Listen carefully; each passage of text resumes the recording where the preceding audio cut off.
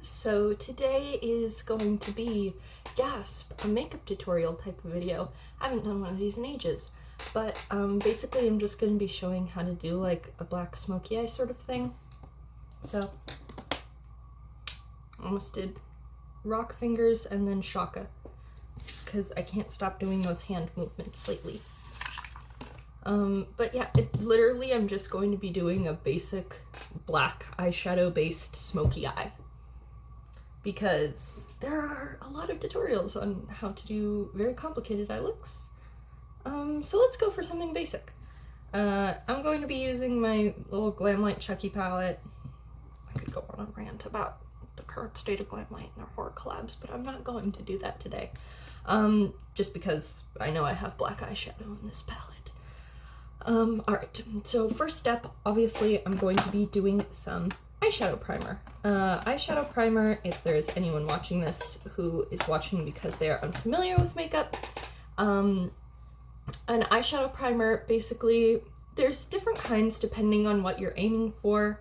There are eyeshadow primers that are specifically for longevity of makeup, making sure that you can wear it for long periods of time without it smudging, fading, falling off, things like that. You can even get waterproof ones that help make your makeup waterproof if you know you're going to be going somewhere where it's raining, or maybe there's like a thick mist or fog. Maybe you're visiting Dracula's castle and you still want your eyeshadow to look nice. Yes, good sir? You really want me to know that you're going in that box, huh?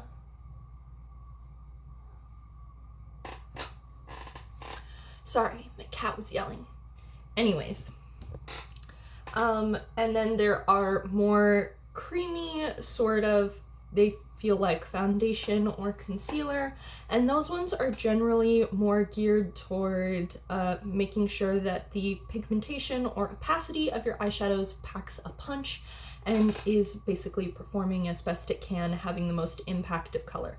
There are ones designed specifically for both, and one always includes an element of the other, but ones like this is the Milani eyeshadow primer, is going to be geared more towards longevity, and that's what I'm going to be using today because a lot of drugstore and affordable eyeshadow primers are more along this kind of range.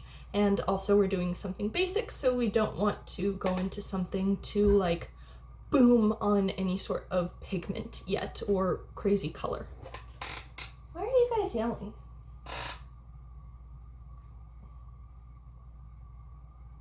Had to clean up my room recently, and so some stuff got shifted around and some absolutely shredded, just scraps of cardboard boxes got thrown out, and they're kind of not happy about that, but they were eating that box all the time, so it had to be done.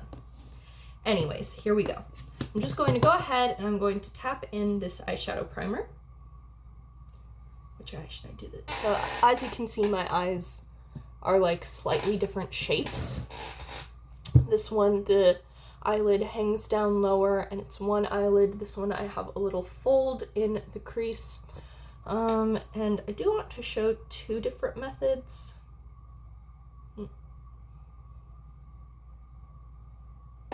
I'll just do it on this one and then I'll show the second method over here. So,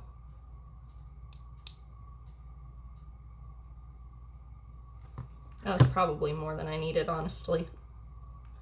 Just a little bit of eyeshadow primer. I'll probably transfer some over to my other eyelid as well. Yeah, I can do.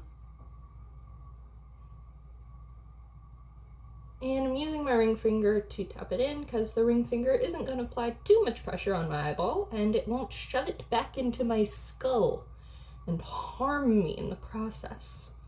I know that other fingers won't do that. I just wanted to say something dramatic, although I could use a tiny bit more on this other side. So I'll say be careful with a squeezy one like this because it's very easy for too much to come out.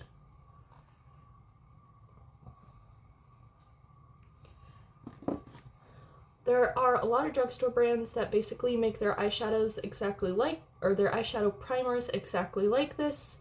And there are higher end brands that do too. Obviously, there was back in like 2016 stuff, there was the Urban Decay primer potion everywhere. About Face has a very similar formula eyeshadow primer if you're thinking about like non-drugstore stuff, but e.l.f. has a primer like this. This one is Milani. Makeup Revolution has a primer like this. Like it's pretty easy to find these kinds of primers. So next, I'm going to be doing a tricky little hack.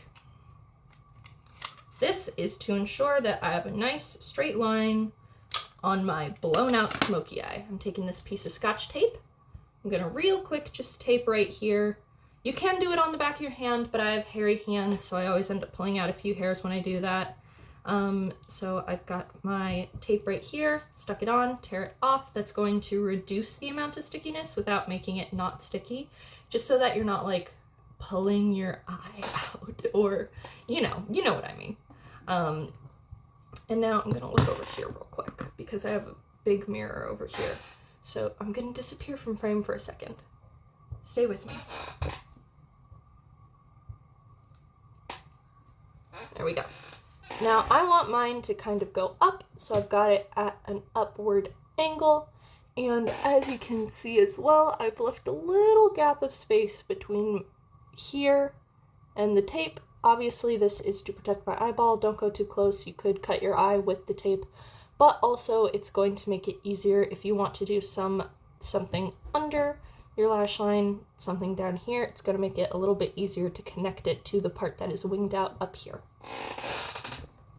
Now the next part of this is going to be, where is that brush? Here we go.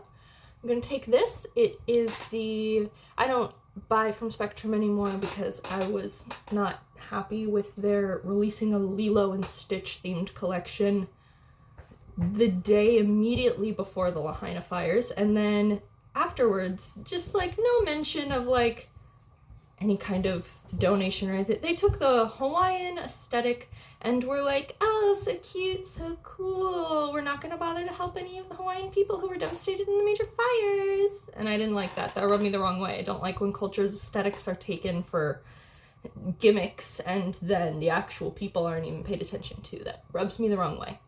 But if you own a Spectrum kit, like I do, from before they did that, this is the Spectrum A28 brush. It is, as you can see, sort of a densely packed little brush here.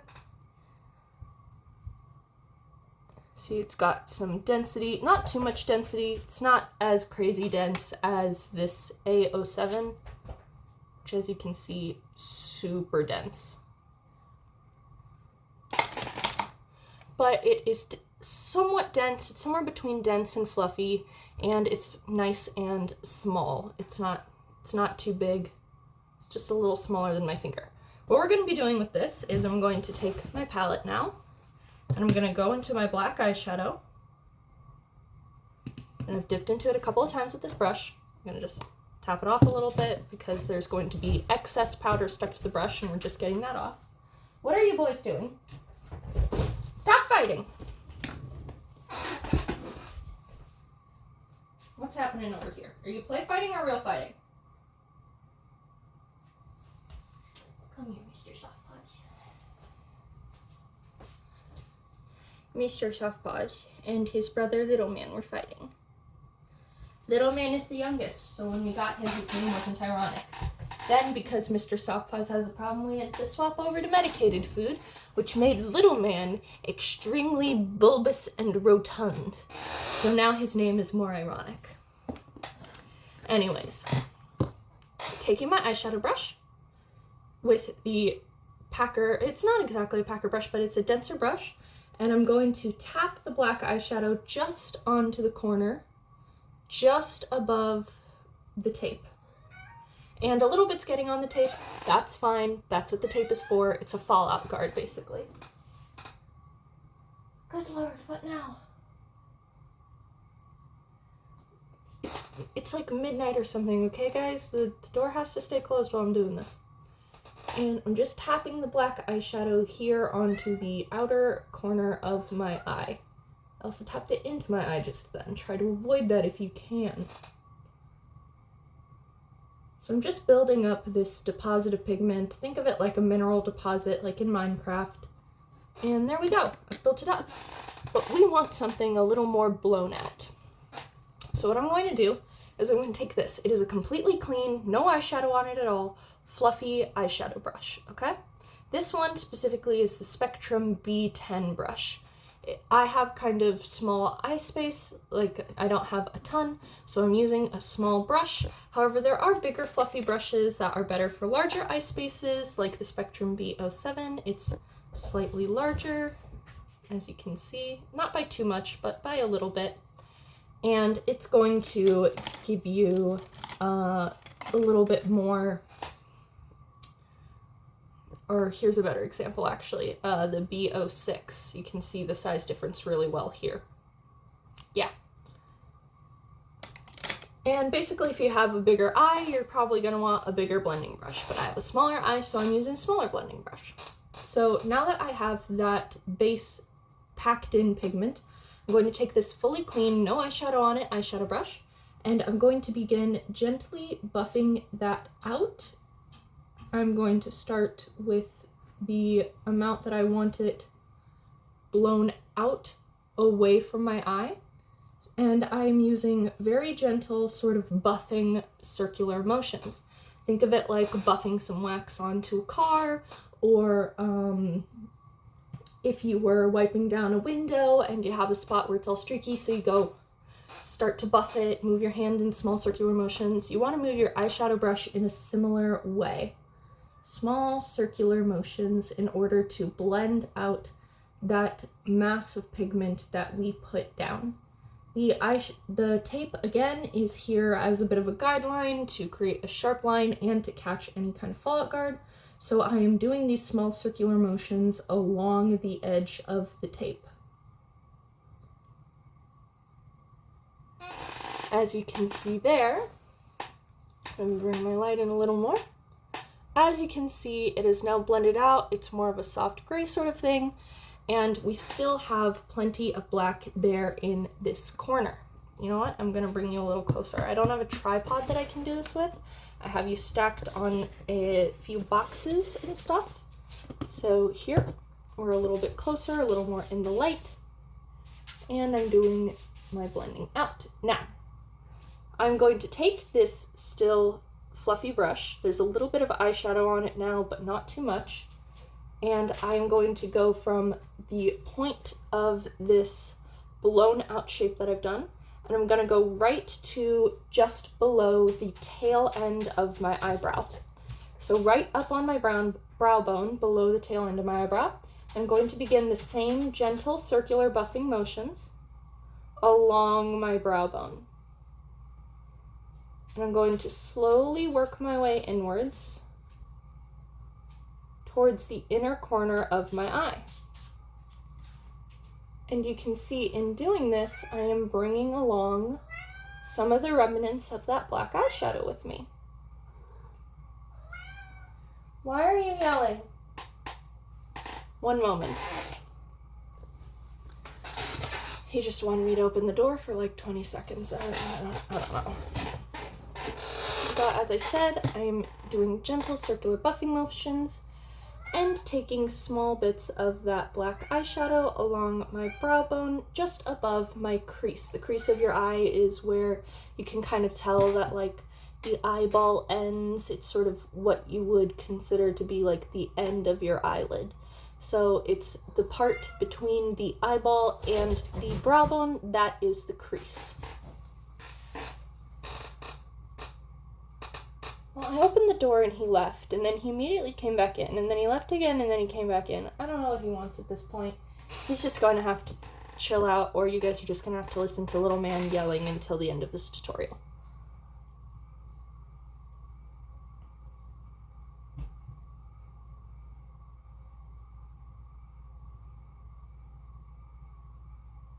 So this motion, where you just move the eyeshadow brush side to side, is called the windshield wiper motion. And it is useful. A lot of people are very windshield wiper or buffing, not both, but I think that they both have their place if this is more comfortable for your hand, for example, if you have dexterity issues, if you have like hand tremors or something, and you find that you're not capable of the circular buffing motions, the windshield wiper motion is a viable option. You're just going to need to do a lot more work around it because it's going to give less of a... When you do the circular buffing motion, you're going to disperse the eyeshadow over more areas, whereas the windshield wiper motion is more likely to create just a flat line. So it'll be a more distinct line rather than dispersing the eyeshadow all over the area that you're trying to disperse it over. So it can be very good for if you're going for that style, but if you want something a little more...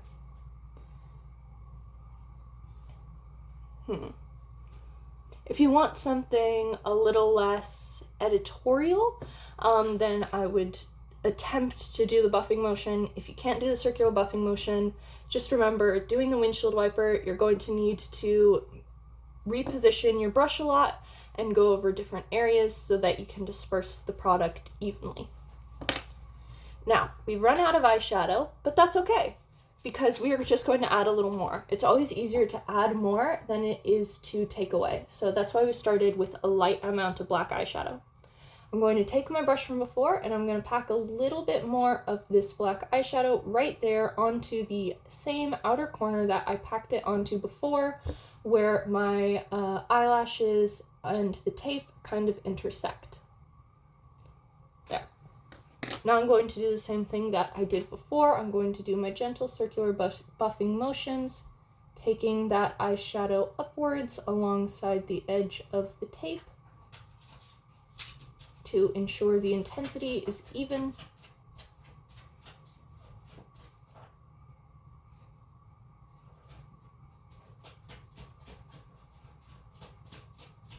We don't need to do it as much at this point since we're focusing on getting it over to the inner corner of the eye.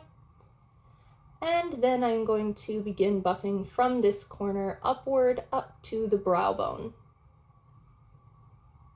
Or, yeah, on top of the brow bone, just above the crease. Gentle circular motions. Now, the thing about this is it does require a lot of patience. This is not a easy 5-minute sort of thing. And you can try to do an easy 5-minute version of it. That is totally possible. This is just the method I'm recommending to have the most control over what you're doing, in my opinion. I'm gonna just wipe away right here. Went a little bit too far with some of that black eyeshadow. I'm just gonna use my finger and wipe it away slightly. There we go. All right.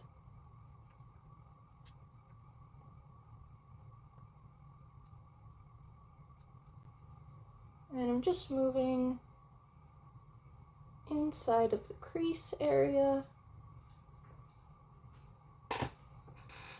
So now we've got this light buildup of shadow. It's defined the eye. And then if we want, we can leave it like this, or we can go in and intensify it even more. So I've got even more black eyeshadow on my brush here, and I'm gonna pack it in even more than I did before.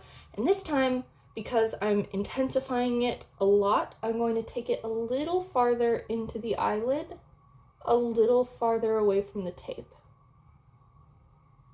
Because now I'm not just going for something to define the eye, because before I could have just like slapped a shimmer in there and it's like a little bit of definition, nice shimmer, all good. I'm now going for a full-on, like, not goth exactly. I'm going for a full-on just like black eye instead of just using black as a shade for defining. So I'm going to go in again, gentle circular buffing motions toward the winged out part in order to make sure that the winged out bit is the same color intensity as the rest of the eye. There we go. And then I'm going to once again go in with the buffing motions. And then this time, because I want my eye to be like black, I'm basically just going to keep building up the color by placing it in this corner and gently buffing it the entire time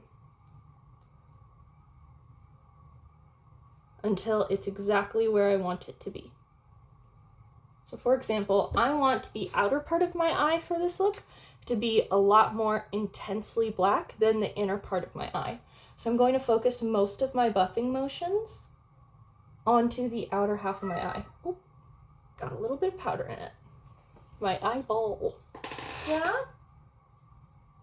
Now coleslaw's yelling.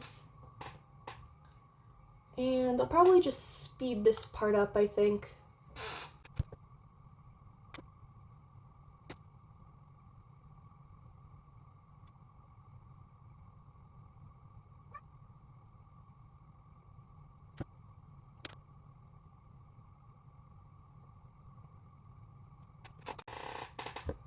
All right. Peel off, let me just peel off the tape. Looks a lot better than it looked before, huh? So, there we have it. Just, once again, position myself under a better... Lighting is so hard to do when you don't have, like, major YouTuber resources.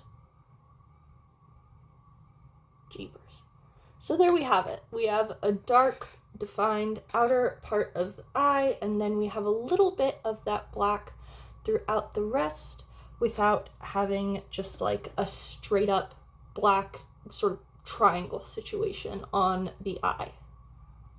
I usually like to add a little bit of shimmer in at this point. I usually like to do a bit of a dark shimmer. I've done it with like a red before and stuff, and it's very nice. Let me just add a little bit of mascara for you to get the sort of completed effect, I guess. And I'll do a little bit of black waterline liner as well, since I believe that is how most people would finish off a look like this. Well, my mascara today wanted to be quite clumpy. That's no problem. If you've ever bought like a basic eyeshadow kit, you probably have one of these brushes with the sort of triangular ends and the funny little spoolie at the end. And you can just take that and kind of run the tip of it through your eyelashes after you do your mascara. If it's a little bit clumpy or if your eyelashes are sticking together more than you want, you can just kind of use that to separate them and unclumpify. Mine kind of has cat hair stuck all to it, so it's a little less effective than it should be. Have you guys been biting my makeup brushes again while I'm sleeping? This is why I have to keep my makeup brushes clean at all times. I can't ever leave product on them. Then I have a little bit of mascara under my eye as well. I've let it dry, and I'm just going to scrape at it a little bit with the spoolie. It's not super comfortable, but it's a good way to get mascara off without smudging it around. Because if you go in with like makeup remover, that's a liquid that's going to turn the mascara back into a liquid, and it's probably going to cause it to smudge. Now that I've done that, I've mostly gotten rid of it, I can just wipe away any little stain left with my finger.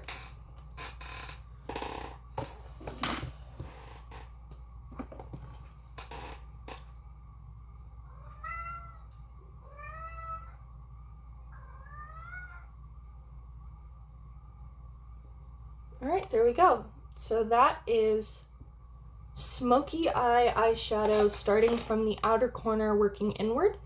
And I think I'll do a second video on a tutorial where I pack the eyeshadow all on my eyelid and then blend outward from there in order to create a even more like intense sort of look with it. But that's that.